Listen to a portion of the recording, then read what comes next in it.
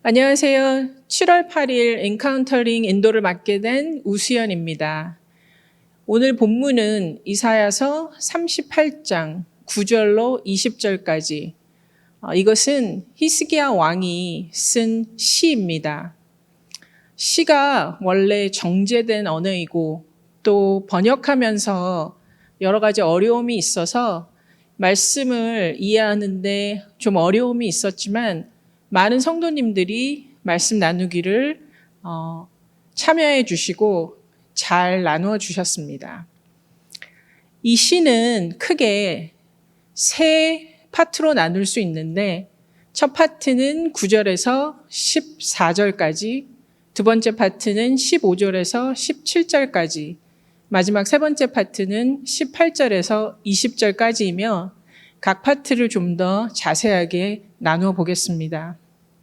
저는 이 시의 제목을 저의 언어로 그분께 드리는 사랑의 노래라고 삼아 보았습니다.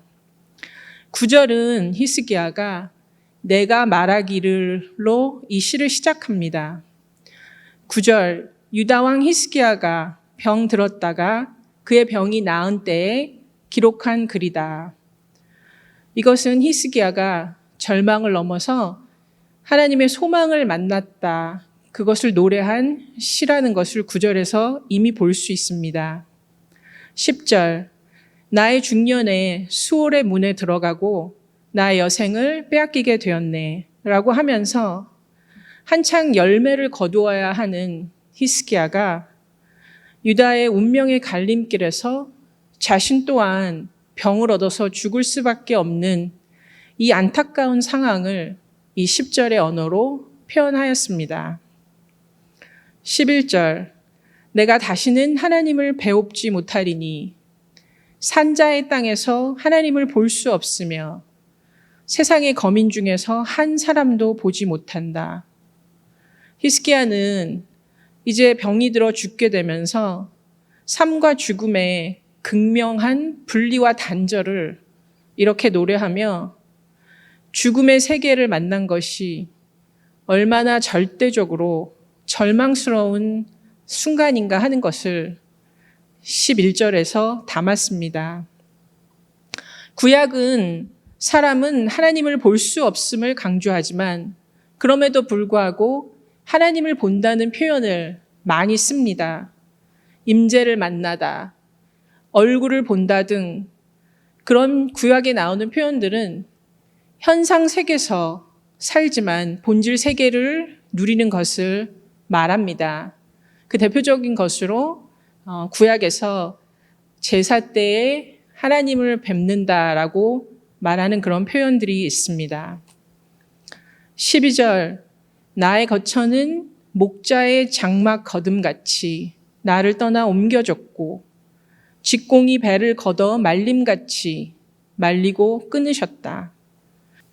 즉 이렇게 히스기야 왕에게 다가온 죽음은 참으로 절망스럽고 극적인 상황임에도 불구하고 막상 그 죽음이라는 것이 너무나 일상적이고 그 당시 유대 민족들에게 목자의 장막을 걷는 것이나 옮겨지는 것이나 배를 짜고 자르는 것은 흔히 볼 수 있었던 일인데 마치 그런 것 같이 내가 너무나 쉽게 망하고 끌어내려지는구나 라고 히스기야 왕이 노래하고 있습니다.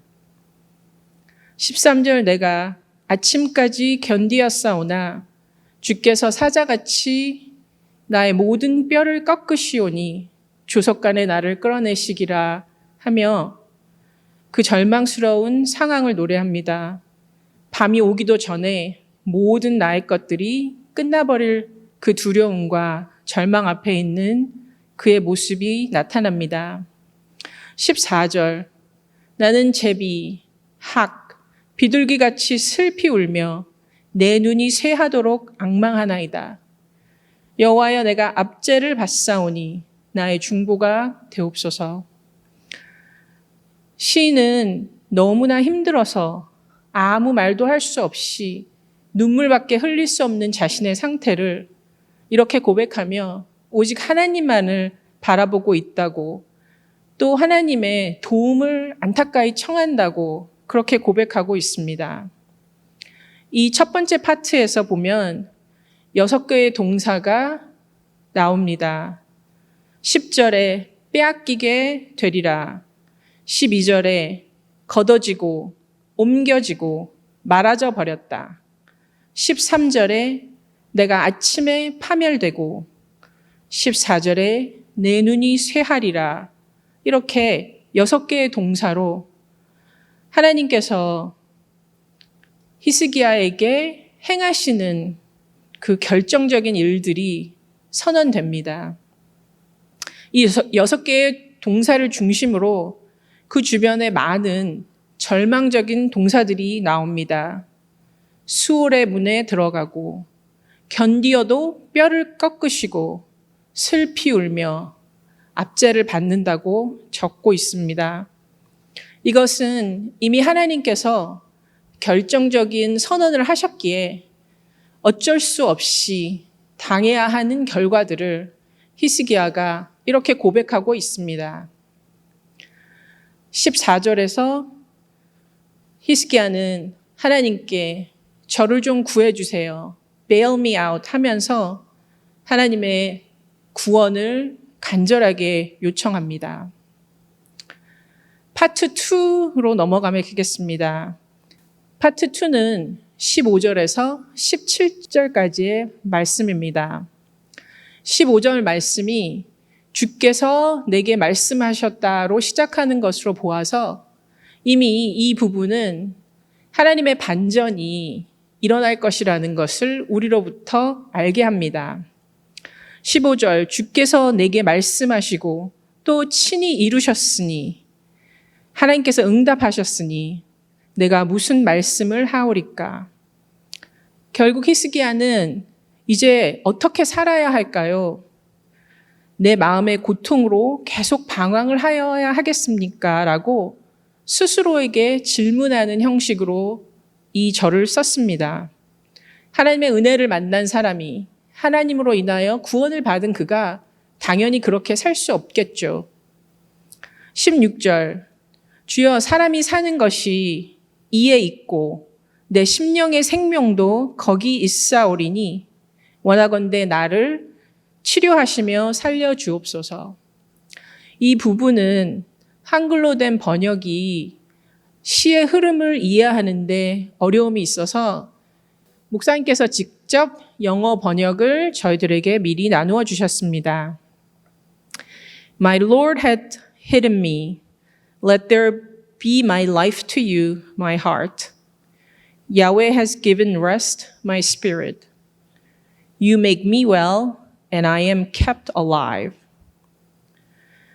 이 16절에서는 하나님의 반전이 출발되었으므로 그것을 어떻게 행하셨는가를 보여주는데, 구원을 hidden, 감추셨다. given rest, 쉬게 해주셨다. 그리고 made well, 고쳐주셨다. kept alive, 그리고 살려주셨다라고 표현하고 있습니다.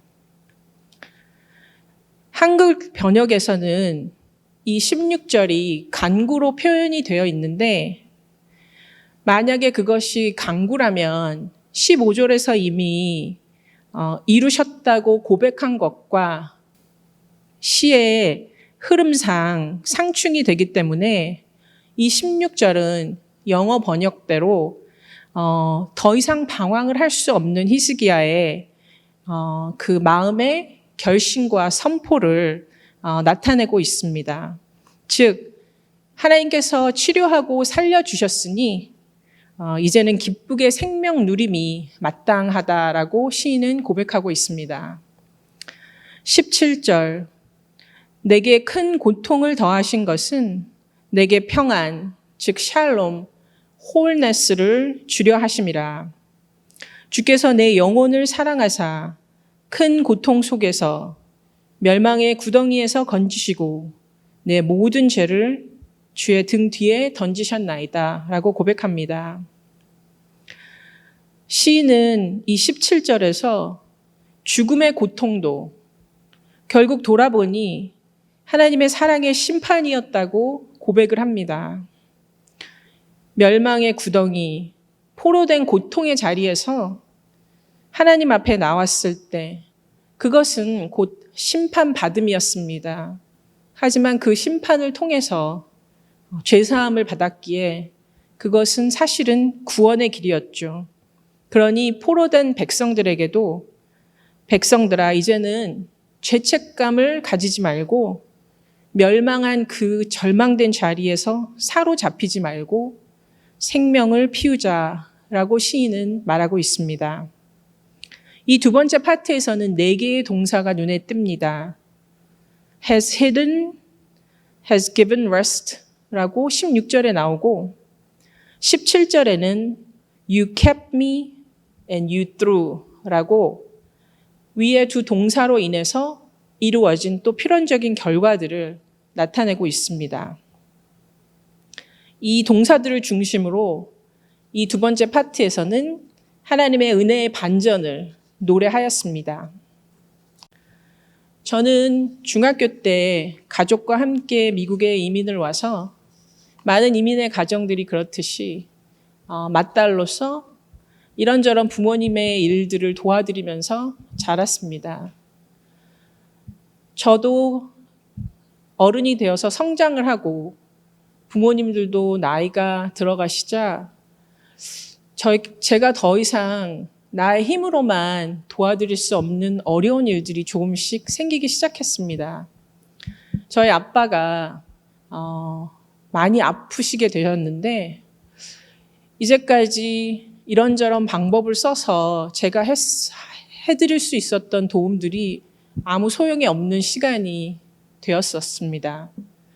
그때 저는 벽에 부딪힌 것 같은 절망감과 무기력감에 또 죄책감에 사로잡혀서 제 자신을 원망하기도 하고 또 보험도 없이 치료를 받으실 수 없는 아빠를 오히려 원망하기도 했습니다. 그래서 제가 처음으로 정말 깊은 절망감 안에서 하나님께 우리 부모님들을 올려드리며 하나님, 이제 저는 더 이상 그분들을 도와드릴 수 없습니다. 하나님께서 우리 부모님들을 맡아주셔서 주님의 도움과 주님의 인도하심을 베풀어 주세요라고 기도했는데 왜 그게 그렇게 힘들었는지 모르겠습니다. 아마 제 마음 깊숙한 곳에 하나님이 무슨 이런 일까지 도와주실까 하는 불신이 있었던 것 같습니다. 하지만 그 불신을 안고 한 기도를 하나님께서 받으시고 저희 아빠를 3년 동안 치료를 받으시고 나중에 평안히 돌아가실 수 있도록 인도해 주셔서 저에게는 그것이 큰 경험이 되었습니다. 이제 파트 3로 갑니다. 파트 3는 18절에서 20절까지 생명의 찬가입니다. 이 히스기야의 시 9절에서 20절 전체는 이사야서에만 나오고 역대하 32장과 열왕기하 20장에는 나오지 않습니다. 그 이유는 이미 저희가 말씀 나누기 위해서 나누었지만 역사서를 쓴 사관들과 달리 이사야 선지자는 포로지 백성들에게 이 시를 남기며 이렇게 견뎌야 한다, 이렇게 살아야 한다라고 말씀하고 싶으셨던 모양입니다. 18절 수월이 감사하지 못하고 사망이 찬양하지 못하며 구덩이에 들어간 자들이 주의 신실을 바라지 못하되 즉 죽음의 세계에는 감사도 찬양도 소망도 없다고 합니다. 그러니 포로지에 잡혀있는 백성들이 감사하지 못하고 찬양하지 못하고 소망이 없을 때 그들은 마치 죽은 자들 같이 기가 죽어서 절망하며 무의미하게 그렇게 있었던 것입니다. 19절. 오직 산자, 곧 산자는 오늘 내가 하는 것과 같이 주께 감사하며 주의 신실하심을 자녀들로 알게 하라. 여호와를 기뻐하는 것이 너희의 힘이니라 라고 시인이 노래합니다. 느헤미야 8장 10절에 느헤미야가 또 그들에게 이르기를 너희는 가서 살찐 것을 먹고 단 것을 마시되 준비하지 못한 자에게는 나누어 주라. 이 날은 우리 주의 성일이니 근심하지 말라. 여호와를 인하여 기뻐하는 것이 너희의 힘이니라 라고 말씀하셨습니다. 상황이 힘들고 어려운 절망할 수밖에 없는 그 포로지에 있는 백성들에게도 여호와를 인하여 기뻐하는 그것이 너희들의 힘이 된다라고 말씀으로 증거하고 계십니다. 20절 여호와께서 언제나 나를 구원하시리니 우리 평생 여호와의 집에서 수금으로 노래하리로다 라고 히스기야 왕은 하나님을 만난 사람의 고백을 이렇게 기쁨과 찬양과 감사로 고백하고 있습니다. 하나님은 자신에게 가슴에 진실로 나오는 자를 구원하시기를 원하십니다. 자격이 있고 없고 그런 것이 아니라 구하고 찾고 두루디는 사람을 찾고 계십니다. 포로지는 죽음과 멸망, 그리고 아무 소망이 없는 자리이지만 그 자리에서 생명을 구하는 자들을 기다리고 계십니다. 그래서 시인은 상황에 사로잡히지 말고 하나님의 사랑, 그 구원을 보라. 어찌 우리가 죄책감과 절망으로 이 땅에서 방황하겠느냐라고 우리에게 묻습니다. 저는 하나님의 그 섬세하신 사랑을 이번 주에도 작게 경험했는데요.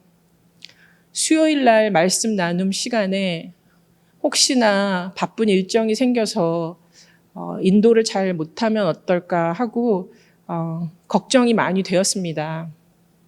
그런데 한 번도 그런 적이 없는 저희 회사에서 갑자기 독립기념일 그 다음 날이니까 1시간 늦게 출근을 해도 된다고 그렇게 연락이 온 것입니다.